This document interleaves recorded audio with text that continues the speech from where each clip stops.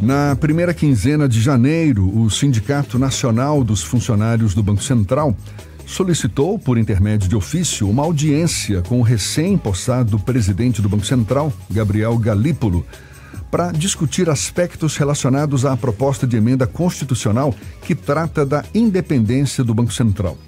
O objetivo do sindicato é levar a Galípolo argumentos técnicos contra a aprovação da PEC, que, entre outras disposições, transforma o Banco Central, hoje autarquia pública, em instituição de direito privado.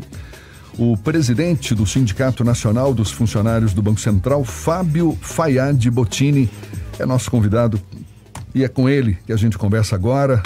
Seja bem-vindo. Bom dia, Fábio.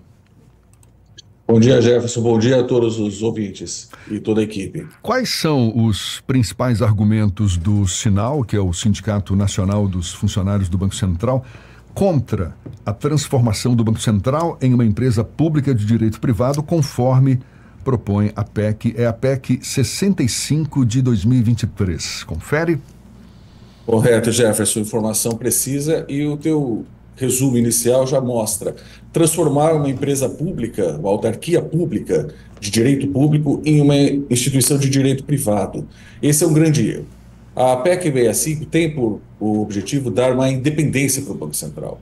Nós entendemos que a autonomia do Banco Central é uma coisa, independência é outra. Autonomia é você dá um degrau maior de liberdade, dadas algumas condições. Independência é você dar uma liberdade total, com pouco ou quase nenhum controle por parte dos órgãos públicos e da sociedade. Nós somos contra essa independência agressiva e somos contrários à transformação da empresa, da autarquia pública em direito privado. Por quê? Enquanto autarquia pública, você tem normas mais rígidas para contratações, para o uso dos recursos, para contratação de pessoal, entre outras questões. E os controles exercidos por CGU, TCU e outros órgãos são maiores. Quando você transforma em direito privado, você dá uma flexibilização para a instituição que pode, infelizmente, precarizar controles e facilitar que haja privatizações de alguns serviços, precarização da execução de alguns serviços, entre outras possibilidades de problemas. Você já chegou a alegar que, caso essa PEC seja aprovada, o Banco Central seria, digamos, capturado pelo mercado financeiro. Explica melhor para a gente essa sua avaliação, por favor. Essa é a grande questão. A função do Banco Central do Brasil, enquanto autarquia pública, é servir ao país, à sociedade brasileira. E uma instituição que seus servidores exercem funções típicas de Estado, a supervisão do sistema financeiro, a regulação do sistema financeiro, política cambial, política monetária, entre outras coisas, são questões muito importantes para a sociedade brasileira. As regras, os controles para essas atividades são públicas, por isso muito mais rígidas do que regras para instituições privadas. Então, qual é o nosso receio? A precarização desses controles, a precarização das formas de acesso, das formas de contratação, de contratação de fornecedores, de contratação de consultorias e outros tipos de serviços, pode facilitar, se for uma instituição de direito privado, que venham pessoas ou empresas mais próximas do mercado e, com essa precarização, interesses do mercado, da Faria Lima e outros, que não o bom interesse público de servir à sociedade, possam contaminar o Banco Central. Essa é a nossa crítica. Há alternativas para se dar mais autonomia que não, transformando em empresa de direito privado, mas infelizmente isso não foi sequer comentado e debatido com os senadores responsáveis pela matéria, porque houve o interesse de impor um projeto com a cara de Roberto Campos Neto, que já não é mais presidente do Banco Central. A gente pediu a audiência para o Galípolo para mostrar isso, que há alternativas, há projetos melhores do que o que está lá, para você buscar uma autonomia sem perder o caráter público e a relevância pública da atuação do Banco Central. Como é que vocês têm mobilizado, se articulado para mobilizar servidores, os próprios servidores do Banco Central, a sociedade civil como um todo, contra a aprovação dessa PEC? No ano passado, o Sinal, que é o sindicato que representa toda a categoria, mais de 5 mil filiados, fez uma assembleia nacional e tivemos mais de 4.500 votantes. E o resultado foi assim, estrondoso. Mais de 74% falaram de forma clara: somos contra a PEC 65 de 2023, independente de alterações. Porque a maioria absoluta percebeu que o projeto é muito ruim e nocivo, não só para os servidores, mas nocivo também para a atuação do banco e para a sociedade brasileira. Desde então, nós estamos fazendo forças-tarefa dentro do Senado, atos de protesto, inserções na mídia, entre outras formas. Já estamos planejando, quero deixar aqui contar aqui de primeira mão aí para vocês do Isso é Bahia, vamos fazer um ato no dia 20 de fevereiro, à tarde, em Brasília. Os detalhes a gente ainda está discutindo, mas para protestar contra a PEC 65 2023. A nossa ideia é chamar todos os servidores para a importância do assunto e pedir que todos participem e protestem, porque o futuro do Banco Central e o futuro da atuação deste Banco Central para a sociedade brasileira está em risco. Fábio, bom dia, Ernesto aqui. Nos últimos anos, a gente viu nesses primeiros 2 anos do governo Lula 13 um confronto quase que permanente entre o presidente da República e o ex-presidente do Banco Central. Isso por conta da autonomia, que já era uma proposta polêmica, que passou e está aí implementada. A gente viu a dificuldade que o presidente da República reclamava para colocar em prática o programa de governo que ele apresentou e foi vitorioso nas eleições de 2022, né? A independência nesses termos sobe quantos degraus nesse distanciamento das decisões, do centro de decisões dentro das competências do Banco Central? Te pergunto isso porque também o autor da proposta é um senador do PSD, que é um partido da base do governo e um partido da base que não tem dúvidas, como a União Brasil tem 3 ministros, mas ora vota contra o governo, ora vota a favor. Mas não é exatamente o caso do PSD, né? Embora tenha também as divisões do partido. Essa questão da base do governo é complicada, é uma base ampla, né? E dos partidos que compõem a base, um ou outro partido tem dissidentes. Então é uma situação mais complicada, mas eu prefiro voltar à essência da sua pergunta, muito boa, que é de lembrar os 2 anos do conflito entre um presidente do Banco Central indicado por um governo de uma ideologia e com conflito com o presidente da República, escolhido pela sociedade brasileira de outra ideologia. Esse conflito existiu, e se existiu com uma autonomia em lei complementar, imagina como seria se fosse uma independência total do banco, ou quase total, como está propondo a PEC 65. E o problema seria agravado, assim, 3, 4, 5 vezes ou mais. A grande questão é que, se você tem um governo eleito pela sociedade brasileira, ele tem o dever de exercer aquele programa para o qual a sociedade brasileira lhe confiou o mandato. Se você tem um conflito, pode dar problema. Então, essa é uma das questões que a autonomia tem que ser melhor pensada. A independência tem esse problema, mas tem outros. Que se você tem independência, por exemplo, da forma que está proposto na PEC 65, você afasta o Conselho Monetário Nacional, o CMN, da discussão. E o CMN tem integrantes do governo. Então, isso é um agravante. Esse afastamento por completo impede uma coordenação das políticas do governo com o Banco Central para melhor desempenho das funções para a sociedade. E isso é inadmissível. A necessidade do Conselho Monetário Nacional interagir com o banco da forma que é feita hoje é primordial, isso não pode ser abandonado.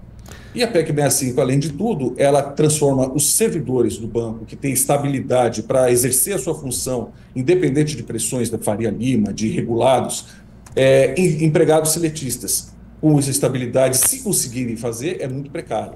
E aí torna-os reféns de pressões externas, ou, digamos assim, vulnerável, suscetível a pressões externas. Isso não é bom para o país. Agora, esse argumento que você usa, ele não pode ser confundido com um argumento corporativista, como se o sindicato estivesse preocupado apenas com os interesses imediatos dos servidores do banco? Na realidade, quando esse argumento se usa contra, eu imagino, no debate, né? A gente explica o seguinte, a gente tem o material todo à disposição, se vocês precisarem, no nosso site. Nós explicamos exatamente que a questão salarial, a questão corporativa não pode se confundir com esse debate. O debate sobre a autonomia ou independência do Banco Central, ou como o governo tinha proposto e outros no passado propuseram, a questão do Twin Peaks, que é o banco assumir algumas funções da SUSEP, da CVM, ter uma atuação prudencial maior, e a CVM ter atuação mais customizada, mais na instituição, a questão da conduta. Essas propostas todas têm que ser debatidas em prol do que é melhor para o país. E não porque é melhor para o funcionário, para o servidor, para a questão corporativista. Muitos queriam a transformação dos servidores do banco públicos em empregados seletistas, porque com isso não teria teto salarial e poderia ter ganhos diferenciados. Nós somos contra esse tipo de visão. A nossa visão é clara: somos servidores públicos, porque a Constituição de 88 é muito específica no sentido de que quem faz função exclusiva de Estado, típica de Estado, tem que ser servidor público estatutário.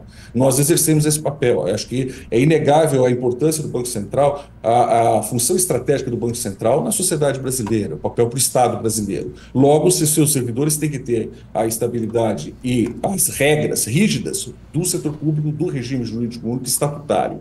Transformar em empregados públicos, pode ter gente que confunde e acha que vai ter mais vantagens, vai ter uma política salarial melhor e tal. Nós somos contra, nós entendemos. Primeiro, nós não acreditamos nisso, mas deixar claro que isso não pode nortear o debate. O que tem que nortear o debate não pode ser, você está certo, a questão corporativa, o que tem que nortear o debate é o interesse do país.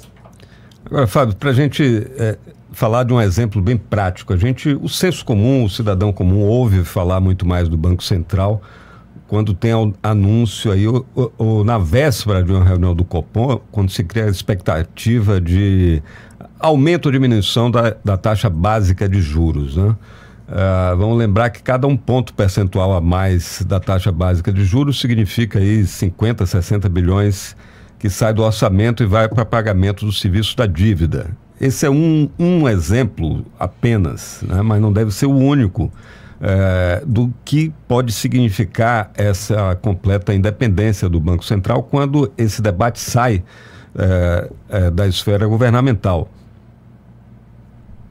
Perfeito. Esse, inclusive, é o centro do meu argumento contra a independência total. A autonomia é uma outra coisa. Você dá algum degrau de liberdade, dados os controles e as regras públicas. Quando você parte para uma independência, essa discussão sobre taxa de juros, sobre política monetária, e aqui a gente deixa a crítica à política monetária feita por Roberto Campos Neto e Paulo Guedes, crítica ácida ao que foi feito, no nosso entender, muito dinheiro público foi gasto de forma desnecessária, então fica aqui a crítica do sinal à política monetária de Roberto Campos Neto e Paulo Guedes. A gente tem que considerar que quem tem que ter a decisão sobre a política monetária, o tipo de política a ser adotada na economia brasileira, é a sociedade. Então, é importante que o Banco Central seja subordinado às regras do país e ao programa eleito de 4 em 4 anos pela sociedade brasileira.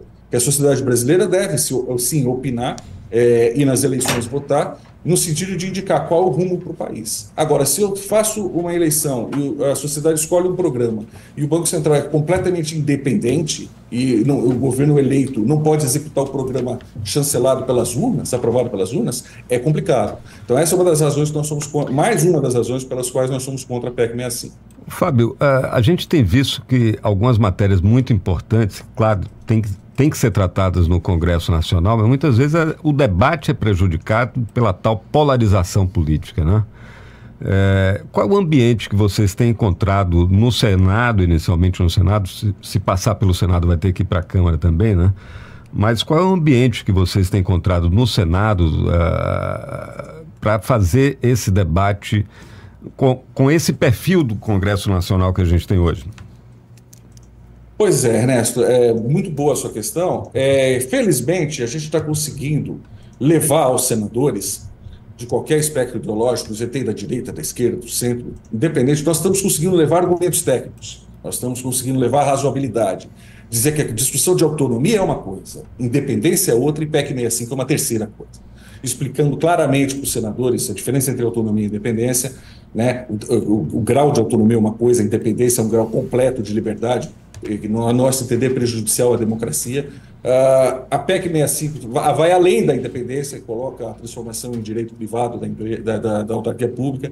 Então, assim, a gente está conseguindo espaço para mostrar os argumentos. Tanto que o nosso trabalho de convencimento foi tão bom, graças aos argumentos que nós conseguimos, pareceres jurídicos, ideias econômicas, palestrantes econômicos vieram para trazer mais argumentos para a gente levar para o Senado. Tanto que a gente conseguiu que a PEC 65 não saísse de onde ela entrou. Ela continua no mesmo CCJ do Senado e não passou porque nós conseguimos mostrar para os senadores que o assunto merece ser mais debatido. A PEC 65 de 2023 tem problemas gravíssimos, não só da questão administrativa e da econômica, mas também do ponto de vista jurídico. Ela esbarra, ela afronta a Constituição e as leis vigentes de forma assintosa. Então, conseguimos que o Senado não avançasse nesse tema. e que a gente pudesse debater mais e lutar mais a respeito. Nossa ideia agora, Galípolo ainda não nos atendeu, mas a gente acredita que vai conseguir a reunião, é levar esse conjunto de argumentos e outros novos que surgirem para que nós possamos pedir ao Galípolo o apoio contra esse projeto da PEC 65/2023. Então parou na CCJ. Exato. Mas vai se criar uma comissão especial? Como é que o debate segue agora? Ou vocês vão tentar esse debate, esse diálogo direto aí com o BC? CCJ, o relator apresentou, fez mudanças, apresentou o relatório, fez mudanças no relatório, porém são alterações que não alteraram a essência do projeto e continua maléfico ao país, no nosso entender. E vocês então, continuam enxergando vício de inconstitucionalidade no projeto, mesmo depois dessas alterações do relator? Sim, vários. Por exemplo, a questão da iniciativa.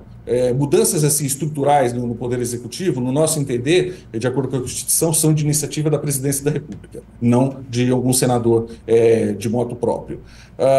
A questão da forma da independência que está sendo colocada parece-nos que fere a divisão dos poderes, parece-nos que estão criando um quarto poder, o Banco Central como o quarto poder da República, e a gente entende que isso fere a separação entre três poderes, já consagrada na Constituição brasileira. Entre outros detalhes jurídicos que a gente depois pode deixar aqui à disposição do programa Isso é Bahia. A gente está conversando aqui com o Fábio Fayad Bottini, que é presidente do Sindicato Nacional dos Funcionários do Banco Central, sobre essa PEC, a PEC 65/2023, que trata da independência do Banco Central e diante da qual o Sinal, que é o Sindicato dos Funcionários do Banco Central, se coloca contra. Quais são as alternativas propostas pelo Sinal para fortalecer a autonomia do Banco Central, Fábio, sem recorrer a essas mudanças previstas na PEC 65? As autarquias públicas têm um papel destacado no direito administrativo brasileiro. A primeira sugestão que nós fizemos, claramente, quando você quer falar em melhoria, você não pode destruir tudo que existe. O Banco Central, a sua atuação é elogiada no Brasil e fora do Brasil. A estrutura hoje do Banco Central permitiu o PIX, mesmo na época da pandemia, criamos o PIX, os servidores trabalharam e criaram o PIX, o DREX está sendo trabalhado, a supervisão melhorou, o cooperativismo desenvolveu, você tem a questão do sistema de valores a receber, entre outros produtos e serviços que o Banco Central trouxe para a sociedade brasileira. Então não faz sentido falar em mudar toda a estrutura do banco. O banco está funcionando. Se para falar em melhorias, então vamos buscar melhorias e não destruição do que tem e criar algo totalmente novo que não tem previsão no direito brasileiro. Isso aí é jogar o Banco Central numa escuridão, numa treva, numa incerteza que, como já explicamos para o governo anterior, para o presidente do banco anterior, que não nos ouviu, mas levamos para os senadores, uma mudança dessa magnitude vai fazer o banco sofrer uma enxurrada de ações judiciais de todos os tipos, trabalhista, criminal e outras questões. Por quê? Porque vai mudar toda a regulação de um banco, e hoje o setor público vai virar uma empresa de direito privado, regulando ou supervisando outra empresa de direito privado. Então, assim, é um absurdo que pode acontecer se houver uma transformação dessa magnitude desnecessária. O que pode ser feito, por exemplo? Pode-se criar uma lei complementar, dando mais autonomia para o banco nos pontos que são necessários, na forma de contratação de servidores, evitar que o banco tenha o seu orçamento contingenciado, e você pode criar algumas fontes alternativas para projetos, para outras questões de desenvolvimento tecnológico e desenvolvimento de projetos para atuação fim do Banco Central. Você tem como, com lei complementar, avançar em muitas questões de autonomia sem precisar de uma PEC, de uma emenda constitucional. E, se for uma emenda constitucional, pode-se manter o banco como autarquia pública e seus servidores dentro do direito público e buscar mudança para flexibilizar, com controle da sociedade, do TCU, da CGU e de outros órgãos, flexibilizar a sua atuação, permitindo um serviço ainda melhor para o país. Muito bem. Fábio Fayad Bottini, presidente do Sindicato Nacional dos Funcionários do Banco Central, muito obrigado pela sua disponibilidade, pela atenção dada aos nossos ouvintes. Bom dia para você e até uma próxima, Fábio. Eu que agradeço e nos colocamos à disposição aí do programa Isso é Bahia. Obrigado. 7h48 na tarde fina.